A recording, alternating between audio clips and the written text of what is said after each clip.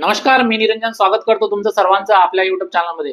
मुख्यमंत्री लाडकी बहीण योजना या योजनेचा जो नोव्हेंबरचा हप्ता आहे तो अद्याप कोणत्याही लाडक्या बहिणीच्या खात्यामध्ये जमा झालेला नाही। याबाबत सरकारतर्फे शासन निर्णय घेण्यात आलेला होता आणि तो GR जो आहे तो 8 डिसेंबर 2025 ला सरकारतर्फे हा प्रदर्शित करण्यात आलेला होता। परंतु GR आल्यानंतर 8 ते 10 दिवसांमध्ये सर्व लाडक्या बहिणीच्या खात्यामध्ये पैसे हे जमा होत होते। परंतु आता झालंय असं की आतापर्यंत GR निघून सुद्धा लाडक्या बहिणीच्या खात्यामध्ये नोव्हेंबरचा हप्ता जमा करण्यात आलेला नाही। याची काय कारण आहेत आणि हा हप्ता कधी लाडक्या बहिणीच्या खात्यामध्ये जमा केला जाऊ शकतो, या सर्व प्रश्नांची उत्तर आपण या व्हिडिओमध्ये बघणार आहे। म्हणून हा व्हिडिओ शेवटपर्यंत नक्की बघा आणि चॅनलवर पहिल्यांदा आला असेल तर चॅनलला सबस्क्राईब करून ठेवा।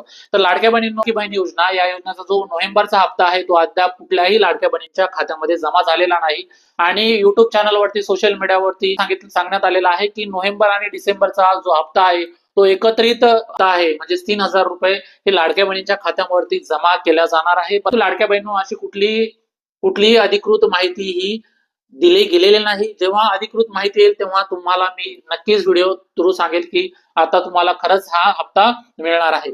पण तू लाडक्या बहिणींनो नोव्हेंबर डिसेंबरचे जे हप्ते आहेत हे लांबणीवर का गेले, त्याचं कारण असं आहे की तुम्हाला लाडक्या बहिणींनो की नगर परिषद असेल किंवा नगर पंचायतीसाठी जे आहेत ते त्यासाठी निवडणूक सुरू होती आणि निवडणुकीमध्ये सर्व जे पदाधिकारी आहेत ते बिझी होते किंवा ते बिझी असतील, त्यामुळे कदाचित हा हप्ता लांबणीवर गेला आहे।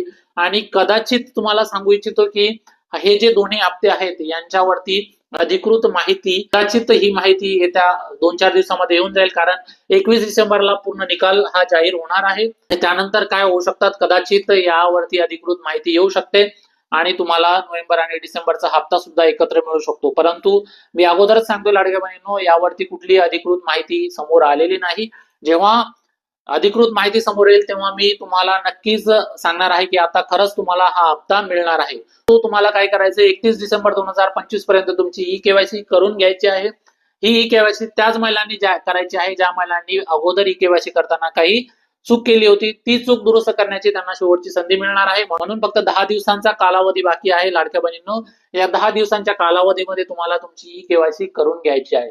विशेष म्हणजे ज्या महिला विधवा आहेत, घटस्फोटित आहेत, त्यांनी ई-केवायसी करताना खूप मोठ्या अशी चूक केली होती, ती चूक दुरुस्त करण्याची ही शेवटची संधी तुम्हाला मिळणार आहे। म्हणून तुम्ही काय करा, लवकरात लवकर तुमची ई-केवायसी करा आणि तुम्हाला ई-केवायसी केल्यानंतर आणि तुमच्या मनामध्ये हा सुद्धा प्रश्न असेल की आता ई-केवायसी केली नाही तर काय होईल, तर ई-केवायसी केल्यानंतर तुम्हाला नाही केली तर तुम्हाला नोव्हेंबर डिसेंबरचा हप्ता तर मिळेलच, परंतु जानेवारी पासूनचे जे हप्ते आहेत ते कदाचित तुम्हाला मिळणार नाही। म्हणून तुम्ही काय करायचे, ई-केवायसी करून घ्यायची आहे। आणि लाडक्या बहिणींनो हा व्हिडिओ जास्तीत जास्त लाडक्या बहिणीपर्यंत नक्की शेअर करा, जेणेकरून त्यांना सुद्धा कळेल की नेमका हप्ता हा लांबणीवर गेलाय तो काय कारणामुळे गेलेला आहे आणि याचं कारण काय आहे। तर लाडक्या बहिणींनो व्हिडिओ आवडल्यास व्हिडिओला लाईक, चॅनलला सबस्क्राईब करून ठेवा। धन्यवाद।